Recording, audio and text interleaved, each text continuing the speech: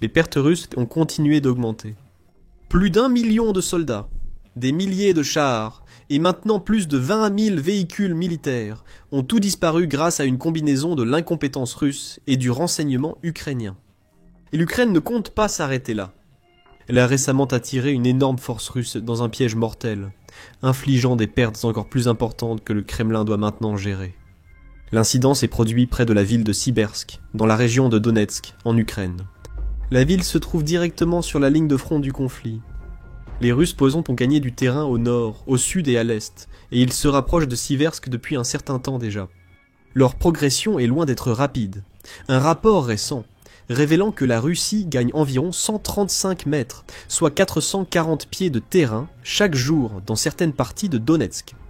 Pourtant, lentement mais sûrement, les forces du Kremlin se rapprochent tard de la ville, avec une éventuelle attaque prévue dans un avenir proche. C'est ce qu'affirme le Centre ukrainien pour les stratégies de défense, qu'il a écrit dans sa mise à jour de la situation opérationnelle du 28 juillet.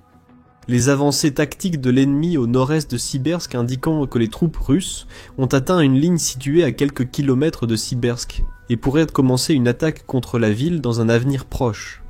Cependant, avant que la Russie ne puisse s'emparer de Siversk, elle doit d'abord percer la ligne de défense ukrainienne qui entoure la ville. Pour cela, les Russes ont décidé de faire intervenir l'artillerie lourde. Le 27 juillet, ils ont rassemblé un important convoi de 71 véhicules dans le petit village de Vergono-Kamianska, à seulement une courte distance à l'est de Siversk. Le convoi était composé de 6 chars T-72 B3M disposés en 3 rangées, ainsi que d'un trio de véhicules blindés et de transport de troupes BMP-2, de 6 véhicules de combat chenillés, MTLB, d'un véhicule blindé de dépannage, de 2 buggy tout-terrain, de 12 véhicules LADA et de 41 motos. Au début de la guerre, il n'était pas du tout rare de voir une grande force d'assaut composée de véhicules comme celle-ci. Les Russes déployaient régulièrement des chars et des véhicules blindés au-delà de la frontière en Ukraine, bombardant des bâtiments et comptant sur une puissance de feu importante pour submerger leurs adversaires. Mais avec le temps, la guerre a changé. Elle est devenue beaucoup plus axée sur les attaques aériennes impliquant des drones et des missiles. Comme les innombrables frappes de drones dont on entend parler quotidiennement dans des villes ukrainiennes comme Kiev, ainsi que dans divers endroits le long des lignes de front. Et à mesure que les attaques de drones devenaient plus fréquentes et plus intenses, on voyait de moins en moins de chars et de véhicules blindés. À la place, la Russie a commencé à s'appuyer beaucoup plus sur des véhicules civils, y compris des motos et même des voiturettes de golf.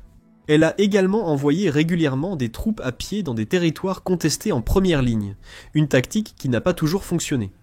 Comme en témoignent plusieurs exemples récents de soldats russes marchant directement sur la trajectoire de véhicules blindés ukrainiens et se retrouvant instantanément surpassés en puissance de feu et en nombre.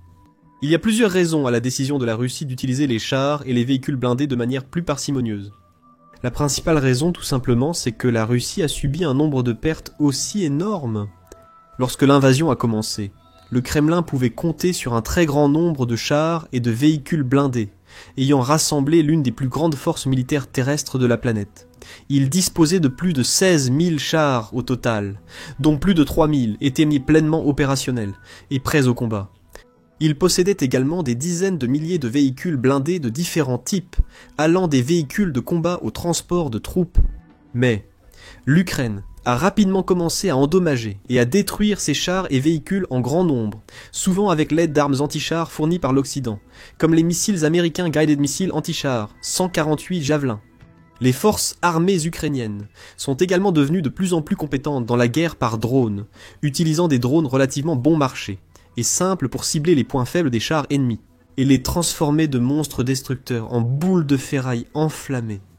La Russie a également fait preuve d'une négligence remarquable dans l'utilisation de ses chars et véhicules blindés, les déployant souvent dans des zones dangereuses sans soutien suffisant.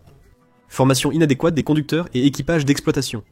Et ne pas tenir compte de l'avantage crucial du terrain pour l'Ukraine, qui a permis aux défenseurs ukrainiens de tendre des pièges et de planifier des embuscades, prenant les Russes par surprise à maintes reprises. Grâce à tout cela, la Russie a vu ses énormes stocks de chars et de véhicules blindés diminuer au fur et à mesure de l'avancée de la guerre. Les estimations varient, mais de nombreuses sources s'accordent à dire que le pays a perdu environ 20 000 véhicules militaires au total, voire plus. Ce genre de perte n'est tout simplement pas soutenable, même pour une force militaire aussi importante que celle de la Russie. Ce sont des chars et des véhicules, qui coûtent chacun des centaines de milliers de dollars, au minimum, certains étant évalués à plusieurs millions. Et même si la Russie s'efforce de produire plus de chars et de véhicules pour compenser ses pertes, elle ne peut pas se permettre de continuer à jeter un équipement aussi coûteux dans la machine à broyer. Elle a donc considérablement réduit l'utilisation de ces chars et véhicules blindés, recourant à des mesures désespérées, et parfois étranges, comme les troupes mentionnées précédemment et les voiturettes de golf. Cependant, dans la région de Siversk, les Russes ont pris la décision rare de déployer un important convoi, risquant une demi-douzaine de chars et de nombreux autres véhicules. Il y a plusieurs façons d'interpréter cela. D'une part, peut-être que les Russes étaient confiants et pensaient n'avoir rien à craindre. Ils ont peut-être supposé qu'ils pouvaient envoyer leurs chars et autres véhicules, éliminer les derniers soldats ukrainiens dans la région et ne rencontrer que peu ou pas de résistance. Il est également possible que la Russie soit tellement désespérée de gagner du terrain sur ce secteur précis du front et de capturer Siversk. Elle devait donc envoyer les chars et les véhicules, en espérant remporter une victoire rapide et avancer vers des cibles plus importantes, comme les grandes villes de Sloviansk et Kramatorsk, situées plus en profondeur dans la région de Donetsk. Quoi qu'il en soit, leur plan était clair. Ils avaient l'intention de partir de Verkhuno-Kamianska et de lancer une attaque fortement blindée contre le village voisin de Zolotarivka. Très probablement, ils espéraient prendre les forces ukrainiennes de la région par surprise et les submerger rapidement. Malheureusement pour eux, les Russes se dirigeaient droit dans un piège mortel. Parce que les forces ukrainiennes, en particulier la 54e brigade mécanisée et la 81e brigade aéroportée indépendante, étaient prêtes et les attendaient. En fait, ils anticipaient les mouvements de l'ennemi depuis plusieurs semaines et préparaient le plan parfait pour les surprendre et les anéantir. Encore une fois, tout cela est lié à cet avantage crucial du terrain mentionné précédemment. Les membres de la 54e brigade d'Ukraine connaissent bien cette région. Ils la défendent depuis le début de l'invasion, en 2022, et avec le temps, ils ont beaucoup appris sur leur ennemi. Grâce à cela, ils avaient une idée très précise de ce que les Russes préparaient, de l'itinéraire qu'emprunterait le convoi, et du moment où l'attaque aurait lieu. Alors ils s'y sont préparés. Ils ont installé des points de surveillance par drone le long de l'itinéraire prévu, ainsi que des réseaux de coordination d'artillerie, avec des systèmes prêts à frapper à tout moment. La 81e brigade, bien que moins familière avec la région, est réputée pour sa rapidité d'intervention et sa grande mobilité. C'est une unité qui a déjà fait ses preuves sur le champ de bataille. Le renfort idéal pour mener à bien une mission comme celle-ci. Les deux brigades observaient discrètement et attendaient les premiers signes du convoi russe. À peine les chars russes étaient-ils entrés dans la zone que le feu ukrainien s'est abattu sur eux. En utilisant un mélange de drones, de frappes d'artillerie et de tirs d'infanterie, l'Ukraine a neutralisé une cible après l'autre. Les Russes pensaient qu'ils roulaient vers la victoire. En réalité, ils se dirigeaient vers leur perte. Des images vidéo de la scène montrent toute l'ampleur de la domination de l'Ukraine. Dans les extraits, de nombreux drones, vus à la première personne, sont vus fonçant vers leur cible, ou larguant des bombes depuis les airs. Des véhicules blindés sont anéantis en un instant. Les chars s'embrasent en un clin d'œil, et une épaisse fumée noire envahit l'air alors que l'Ukraine frappe sans relâche, et avec une précision experte.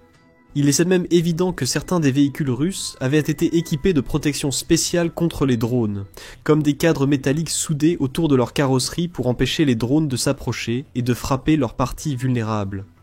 Mais ces défenses de fortune, aussi faibles qu'improvisées, n'ont pas fait le poids face à la contre-attaque calculée de l'Ukraine. Malgré tout, les soldats ont su exploiter une faille de conception notoire des chars T-72 pour les détruire. Ces chars, datant des années 1960, possèdent des systèmes de chargement automatisés. D'un côté, un chargeur automatique pourrait être un avantage.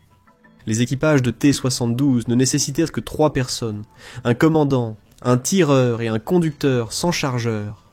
Cependant, pour que le chargeur automatique du T-72 fonctionne correctement, il nécessite un accès facile aux munitions.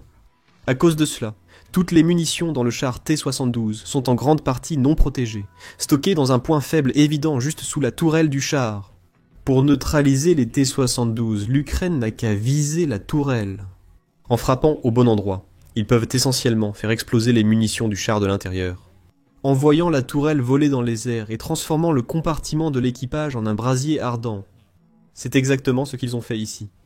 Comme le montrent les images, même les chars et les véhicules équipés de mesures anti-drones sont rapidement et efficacement ciblés et détruits. Certaines images montrent également le moment où les forces russes réalisent qu'elles sont tombées dans un piège et tentent de fuir la zone. Mais leurs véhicules ne peuvent aller qu'à une certaine vitesse, alors que les drones ukrainiens sont bien plus rapides. Plusieurs véhicules russes se sont retrouvés coincés sur le chemin étroit menant vers et hors du champ de bataille, offrant ainsi une occasion facile aux drones kamikazes ukrainiens de les cibler et de les éliminer. En quelques minutes à peine, la majorité du convoi russe avait été anéantie. Il ne restait plus qu'aux drones et aux unités d'infanterie légère ukrainiens de foncer et d'éliminer les retardataires. En frappant sur les flancs et à l'arrière simultanément, l'Ukraine n'a pas laissé une seule seconde de répit aux Russes pour se reposer, se regrouper ou se repositionner. L'infanterie fuyant les véhicules en flammes a rapidement été prise pour cible par des mortiers, des fusils et des explosifs, et les conséquences ont dressé un tableau clair et définitif de la dévastation. Presque tout le convoi russe a été détruit, avec des dizaines de véhicules abandonnés et en flammes. Des débris et des carcasses jonchèrent la scène, avec des tourelles de chars et des morceaux de véhicules blindés éparpillés ici et là. Et les images satellites montrèrent des cratères et des nuages de fumée s'élevant du sol. Un rapport de l'attaque a été publié sur X par Special Kherson-Cat qui a écrit « Front de Siversk ». Les 54e et 81e brigades ukrainiennes ont repoussé la première grande attaque blindée russe depuis longtemps. L'attaque impliquait 6 chars, 3 véhicules blindés de transport de troupes, 6 MT-LB-14 véhicules et 41 motos. La plupart des équipements ont été détruits ou endommagés. Les pertes d'infanterie russe sont estimées à environ une compagnie tuée et blessée. Pour être plus précis, les premières estimations indiquaient que 48 soldats russes avaient été tués lors de l'attaque, avec environ 69 autres blessés. Avec des drones de surveillance ukrainiens dans le ciel, observant les soldats blessés traînés hors des décombres et des carcasses de leurs véhicules. En ce qui concerne les véhicules, les pertes étaient stupéfiantes. Seuls 3 véhicules ont survécu à l'assaut intact. Un véhicule de dépannage blindé Brem, un transport de troupes MTLB et un camion. Au total, on estime que la Russie a perdu du matériel d'une valeur de plusieurs dizaines de millions de dollars. L'Ukraine, quant à elle, n'a signalé aucune perte majeure, utilisant les ressources à sa disposition pour infliger d'énormes dégâts à un coût minimal. Il ne faut pas non plus sous-estimer l'impact sur le moral d'une victoire de ce genre. L'Ukraine vient encore de prouver qu'elle est plus que capable de faire face à tout ce que la Russie lui oppose.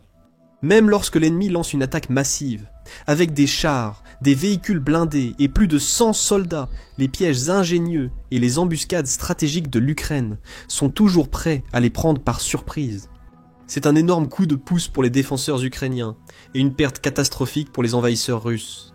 Parce que la prochaine fois que les soldats russes recevront l'ordre de monter à bord de leurs chars et véhicules de combat pour capturer une ville ou un village voisin, ils se souviendront de ce qui s'est passé ici. Ils sauront que des défenses de fortune comme des cadres anti-drones soudés à leurs véhicules ne les protégeront pas. Ils s'inquiéteront de l'endroit où les Ukrainiens pourraient se cacher et de ce qu'ils leur réservent.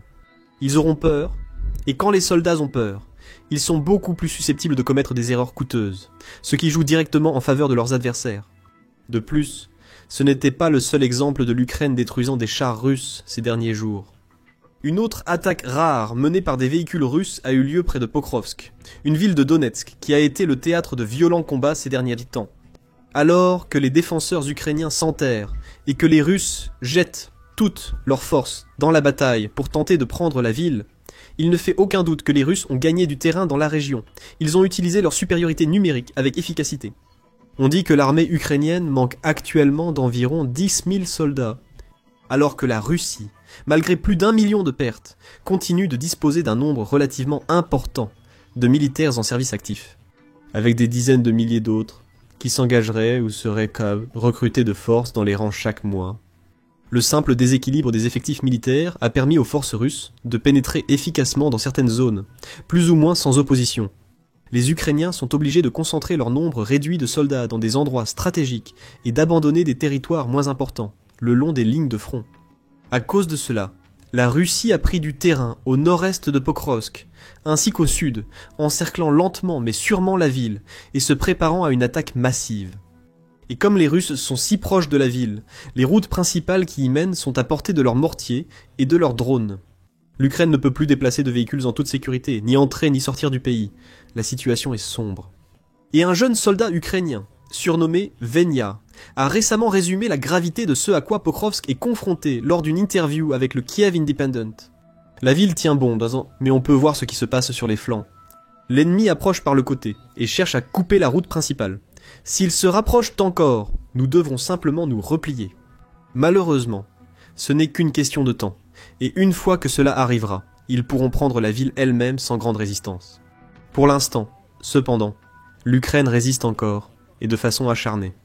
Les Russes ont récemment pris des mesures désespérées pour tenter de briser définitivement la détermination de leurs ennemis. Ils ont sorti de vieux chars des entrepôts et les ont déployés vers le flanc sud de Pokrovsk.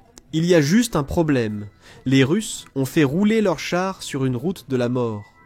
Plus précisément, la route qui relie le bastion russe de Seliadov au petit village de Shevchenko, situé à seulement quelques kilomètres au sud de Pokrovsk. Cette route s'est avérée notoirement extrêmement dangereuse pour les chars et véhicules blindés russes. En effet, un analyste du renseignement, en source ouverte, nommé Andrei Perpetua, a récemment publié une image aérienne de la zone, mettant en évidence les restes de près de 150 véhicules russes détruits le long d'un tronçon de route de seulement 3 km, non loin de Shevchenko. Il a ajouté que la situation est très similaire sur les routes environnantes. Si vous imaginez, j'ai cartographié une route, d'accord? Et c'est simplement parce qu'il y avait une vidéo d'un gars conduisant sur cette route. Donc chaque route, absolument chaque route, est comme ça.